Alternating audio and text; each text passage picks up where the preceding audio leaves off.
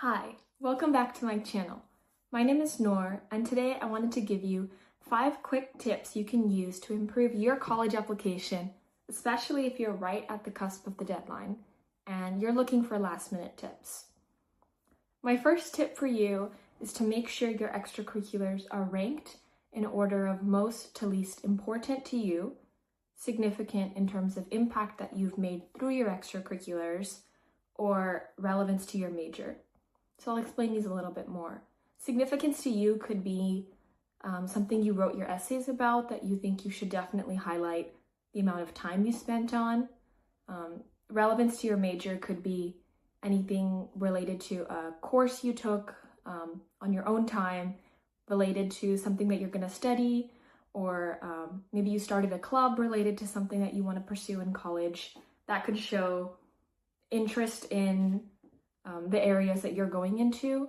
And then I would say that this is significant because it shows the first thing that pops up on your application as your narrative. So you're helping build a cohesive theme and really demonstrate that you've taken the time to put in thought into what you want to study, and you've taken time in high school to pursue activities related to that. So it really demonstrates your interest and makes a more deeper, compelling story for why you want to study what you want to study. My second tip for you is to make sure you're taking advantage of your additional information section. So for my high school applications to college, I actually used up the entire additional information section, and I used that as a space to provide additional context behind extracurriculars that I had mentioned both in my essays and in the actual activities descriptions. So for me, if I started an initiative, what I made sure to do was to explain the context behind what it took to start the program, and then the connections I had to make to keep the program sustainable, and then the impact I was able to make beyond just the numbers. All of that was explained in my additional information section, and I would strongly advise you doing the same, because the more context you're able to give your admissions officer, the more they're able to understand the amount of effort you put in. They're able to understand why that activity was important to you. And they're able to see the impact that you've made beyond just the thing that you're able to describe in the small amount of text that you're given for the activities section. So make sure in your additional information, you provide lots of context beyond just what you did at the surface. And then my third tip is to make sure your extracurriculars and your essays align to the school's mission that you're applying to. So for one example, if you're applying to a school that's mission statement is something related to a love of learning, and the school wants to create an environment where students come together and they collaborate, maybe your essays at the end could tie a little bit more into how you learn to be more collaborative, how you really value learning in a collaborative setting. And then you can make sure that a lot of the extracurriculars you put also tied into that teamwork element, and you explored intellectual vitality through your application. So if you did a lot of reading, maybe you can mention that you're an avid reader in your application somewhere, and then you can explore topics outside of school. That can be one way to demonstrate that you love to learn. So all the different elements of the mission statement for the school you're applying to should be mentioned somewhere in your application. And this is just the easiest way to demonstrate that you really are a good fit for the school you're applying to.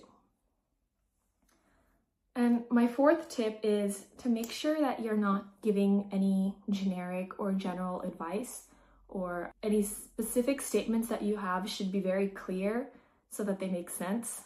So as you're reading through your essays, just make sure you didn't say anything vague like, I learned that I love doing something and pursuing my interests.